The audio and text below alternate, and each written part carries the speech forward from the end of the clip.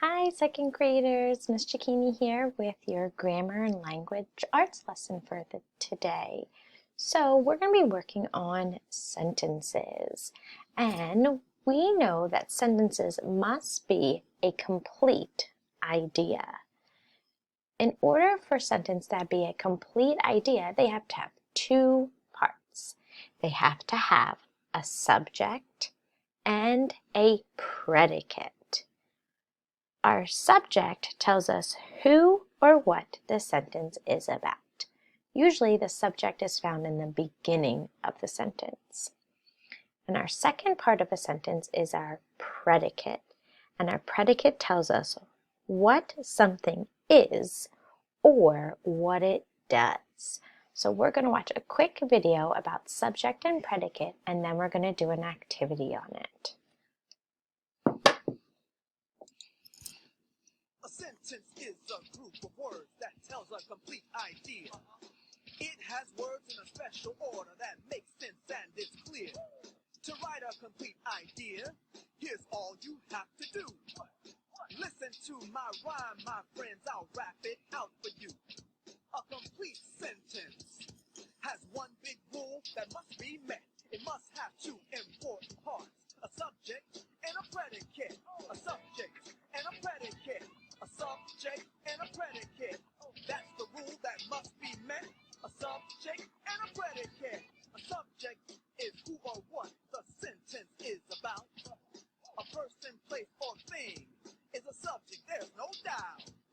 Sometimes the subject can be a pronoun too. Those are words that take the place of nouns for me and you. If you see a he or she, or who or I or they, you'll have the subject. You can quote me every day. A subject and a predicate. A subject and a predicate. That's the rule that must be met. A subject and a predicate. The predicate of a sentence begins with a verb. It tells what something is or does. Verbs are action words.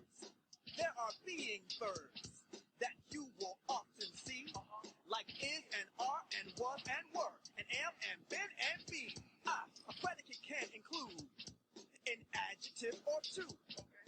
Those are descriptive words, like happy, mad, and blue. When you see them all together, say that's a predicate. A verb and an adjective is the best tip you can get. A subject and a predicate. A subject and a predicate. Finding them is the most fun yet. A subject and a predicate. Put your hands in the air, say subject, predicate. Hands in the air, say subject, predicate. Hands in the air, say subject, predicate. One more time, say subject, predicate. Hands in the air, say subject, predicate. Hands in the air, say subject, predicate. Hands in the air, say subject, predicate. One more time, say subject, predicate.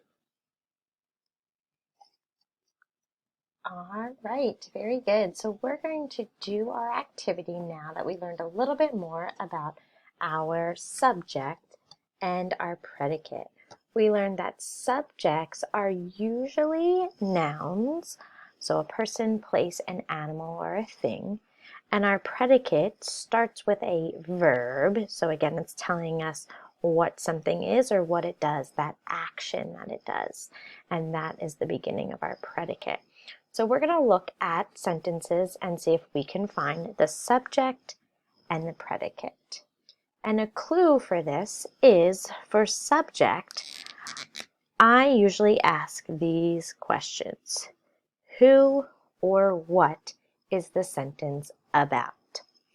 And then for predicate, I ask what is it or what is it doing? So let's read these sentences that I have, and then we will decide what the subject is and what the predicate is. So I'm going to type it, and then I'll hold the sentence up as well. So we have, yesterday I played outside until it got dark out. So there's my sentence typed, and here it is written.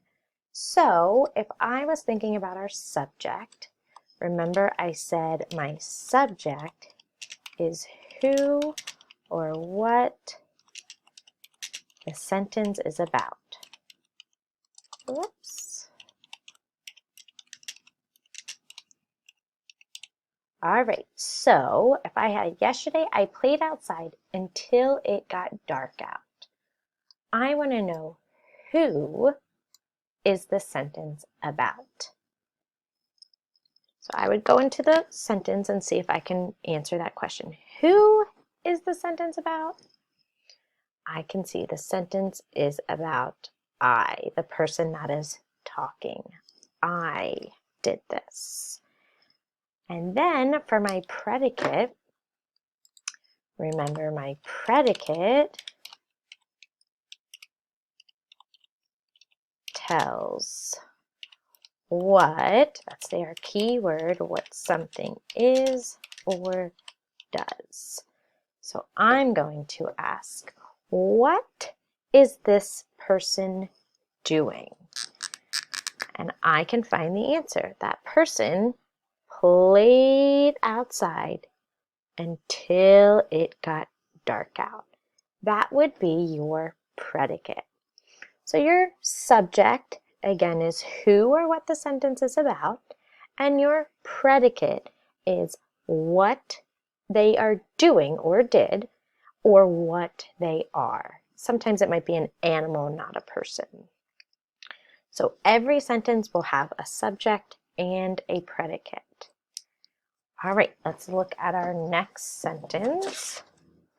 I'll type this one too so you can see it on the screen as well as on the whiteboard.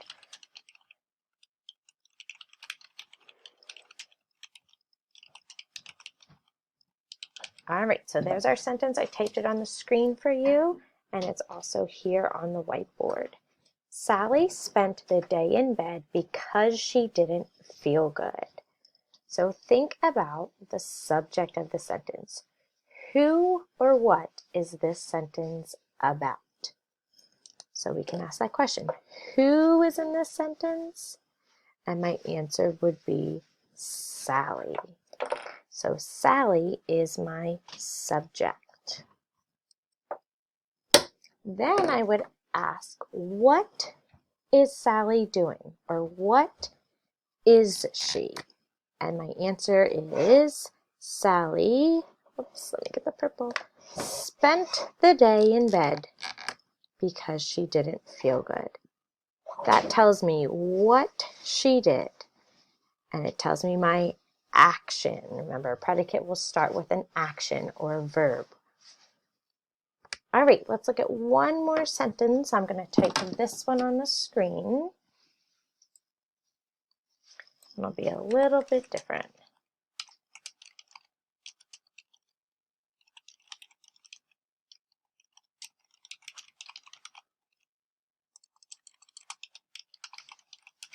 All right, so our sentence says, the dog barked loudly when he saw the mail carrier. So think about our subject and our predicate. Who or what the sentence is about. So in here, we don't have a who, we don't have a person. We have a what.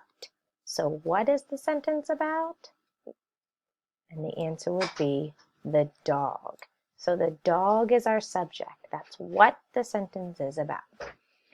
And then for our predicate, a predicate tells what something is or does. So we might be wondering, what does the dog do? The dog barked loudly when he saw the mail carrier. So that would be the predicate. So if you can find the who or what in a sentence, and you can see what that person or thing or animal does or is, then you know it's a complete sentence. When you're writing sentences, you want to make sure you have both of these parts, a subject and a predicate. That will make it a complete idea. Okay, so you want to be telling us who or what's in your sentence and telling us what they do or an action. So today, If you are doing the Google Slides document, you can go on and do the activity for subject and predicate.